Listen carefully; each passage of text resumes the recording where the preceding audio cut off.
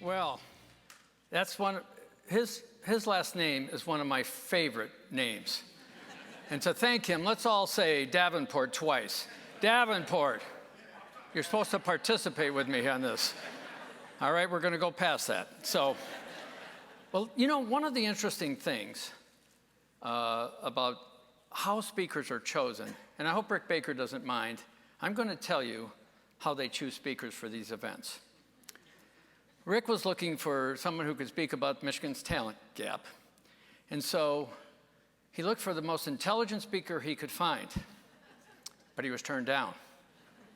Then he looked for the most articulate speaker he could find, and he was turned down again. Finally, he looked for the best-looking speaker he could find, and I couldn't turn him down 3 times.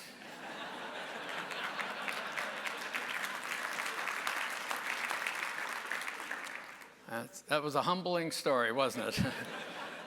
So the truth is, today's presentation is really going to be some facts and some information about how did we get into this talent gap in Michigan, and then what can you do about it from a short-term and a long-term perspective. So let me give you some perspectives. And now it's more than this that I just saw, but 38% of employers are having difficulty filling jobs. Only 30% of Michigan adults aged 25 and older had at least a bachelor's degree, and Michigan falls in the bottom third of states in college degree attainment. So looking at it by the numbers, and it's actually doubled now, there are currently 300,000 job openings in Michigan. Throughout Detroit, West Michigan are the 2 largest. So fact, in less than 7 years, it'll be well over 1 million openings. So we've had growth. And there's continued growth through 2024. West Michigan, Detroit, and Lansing will grow by 12%. So we're going to look at generational differences in the workforce. So I'm going to talk about 2 of them, baby boomers, and I'm going to talk about millennials. The baby boomers are 25%, millennials are 35% of the workforce. In the US alone, 10,000 baby boomers turn 65 every day. Are you experiencing this in your business, this talent gap that's left between them leaving and having to fill that gap with qualified, talented workers, right? So let's look at this slide. Can you see the slide? Let's go to the next slide. Some smart aleck put my picture in there. Well, it is true that I am a baby boomer. You probably didn't know that. Some of you may have guessed millennial. And it is true that I'm aging, but it is not true that I'm retiring. So what's really interesting, though, remember 35% currently are millennials. By 2025, millennials will make up roughly 75% of the workforce. What's wrong with that? Millennials have an average tenure of 19 months per job. Why are they moving? Dissatisfaction with employee development efforts appears to fuel many early exits. They're not getting much in the way of formal development, such as training, mentoring, and coaching, things they value highly. It's a revolving door. According to the study by the Society by Human Resource Management, you need to spend 6 to 9 months of an employee's salary to find and train their replacement. What's worse, the cost of losing an employee is anywhere from 16% of their salary for hourly to a whopping 213% of the salary for a highly trained position. What makes it even worse are tech giants like Google and Amazon suffer from high turnover rates. You know what the median tenure at Amazon is? This is a question and answer period for all of you who are not familiar with this. 1 year. Can you believe it? Google, 1.1. Apple is just 2 years. And this is going to be 75% of the workforce. They're motivated by responsibility, the quality of their manager, and unique work experiences. Employers should get to know them personally, manage by results, and be flexible on their schedule and work assignments. Provide immediate feedback. So you as a leader, how are you going to develop your current workforce, right? And how are you going to bring in new talent? This shortage of qualified tech professionals and a surge in available high-paying job vacancies has created a perfect storm, resulting in the current candidate-driven marketplace today where candidates have more power in job negotiations. So let's look at this. Now that is actually a picture of me doing my morning workouts. Don't laugh, because it takes a tremendous amount of muscle to hang there for a long time. All right, we're going to move definitely on from that. The pandemic revealed a major skills gap within our organizations. From technical, operational, and leadership skills, businesses have been forced to look within to figure out how are we going to navigate forward. And what's disturbing is the pandemic. Nationally, the percentage of women who are working or looking for work has fallen to its lowest level since an unbelievable 1988. Last September, 865,000 women dropped out of the workforce, 4 times that of men. This past January, an additional 275,000 women left the workforce, compared with 71,000 men.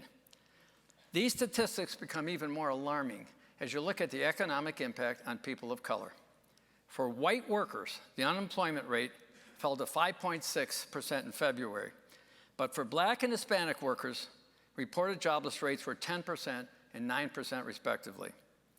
But as stark as the race and ethnicity-based disparities are, the recession's unequal impact is more pronounced when you look at both race and gender together. Employment statistics for women of color were not only more severe when the COVID pandemic began, but are more sluggish in the improvement of the economy.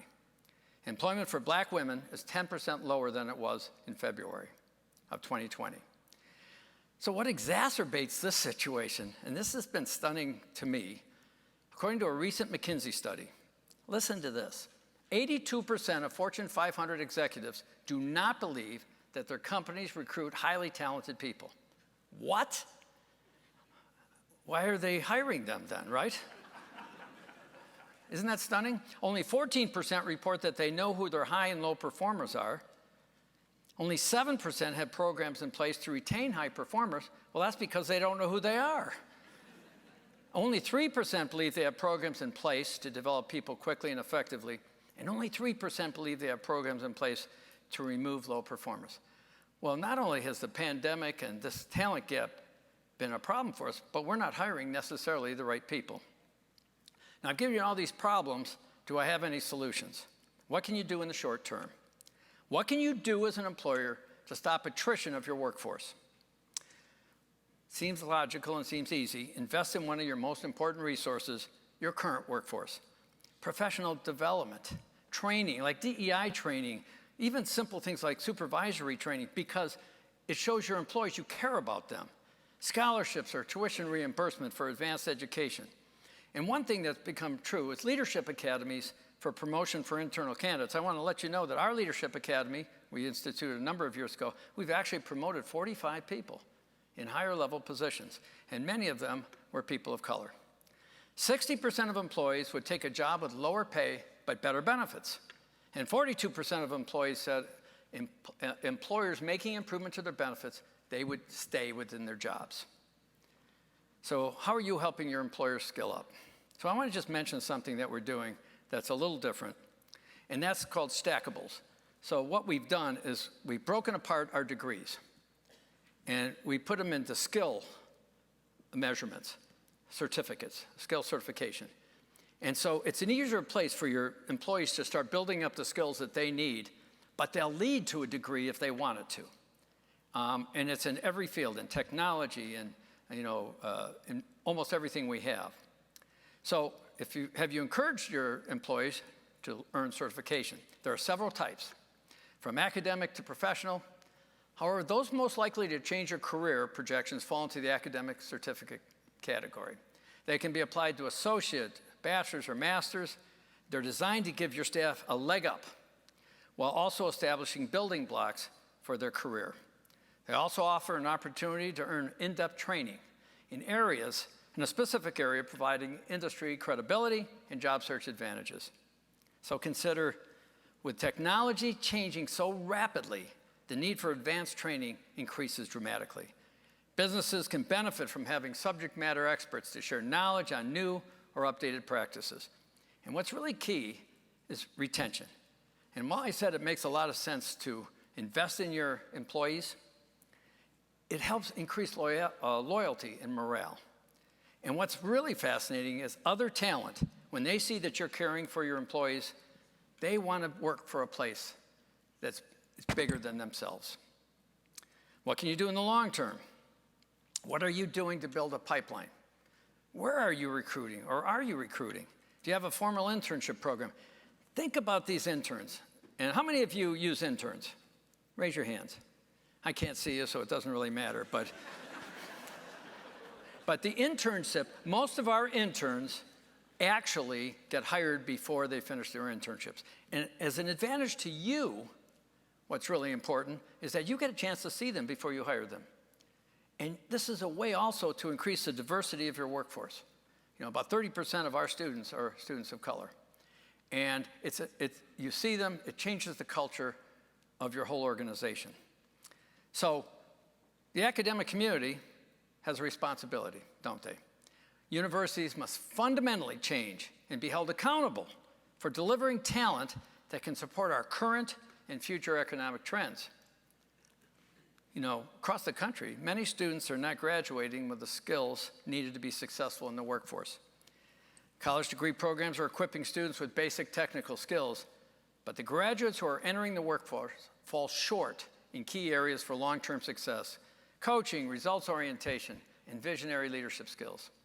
So to help you understand the depth of this issue, LinkedIn analyzed the skills of its members. They found a shortage of 1.4 million people who had deficits on communication skills and a deficit of 472,000 with software development skills. So another side, every employer I've talked to has said to me, we expect content. But what about what they used to call the soft skills? The critical thinking, problem solving, cultural competency. So our excellence system embeds the fundamental soft skill components throughout the educational curriculum to produce a graduate that can start leading and be prepared when they get there. And how we're doing this is every class, we're certifying these skills, the 9 that you saw. And then if they accomplish those successfully, we'll put them on their transcript. Another long-term strategy is a corporate partnership, and I'm suggesting with a college or university of your choice, one that you trust, that will deliver you talent that actually meets your expectations. Not only getting scholarships that would tie to your tuition assistance for that employee, but the kinds of things we're talking about, developing a leadership academy, doing DEI training, things that make that employee more valuable to you and thus more appreciative of you, right? So a call to action. In summary, we have this growing talent gap from an aging workforce. I should never have mentioned my picture in that because from now on, everybody here is going to say, that guy is an aging baby boomer. Short tenure of millennials and the rebound of the pandemic. To prepare your business and the local community for the future, you need to invest in your talent. And as a leader, we all know this, your current talent and your future talent, they have to know that you care about them. Yet you really do. And if somebody leaves, according to the previous speaker, we support them. We support them. We want to understand why they're leaving, but if it's for an improvement, that's a success. So demand from the academic community the quality talent that Michigan needs to continue to succeed. Develop your pipelines. Commit to find better strategies to diversify your workforce. Invest in your people. I want to end with one story, a true story. And you might wonder how it's applicable here, but bear with me. So my daughter, I have 3 children. This is my middle daughter, and she hates when I tell the story, but it's okay. She's not here. When she was in kindergarten, you know how you go to speak to a kindergarten class about careers? And I went and I said, and this is a true story. We can call my mother. She'll verify this. I said, you can be anything you want to be in life. If you go to a college or university, hard work, and you can accomplish that. And I was feeling very proud of my comments, like getting through to these kindergartners. Little kid, obviously not, right? So the kid raised his hand. His name is Ricky, and he had what they used to call a flat top. Anybody remember flat tops? If you don't remember them, I'm asking you to leave right now. And he said, true story, he said, what did you want to be when you were my age? And the true story, the true answer was, I wanted to be an ice cream salesman. I wasn't thinking about making the ice cream. I wasn't thinking about distributing the ice cream. I was thinking about eating the ice cream. And he said to me, bothers me to this day, he said, you didn't make it, huh?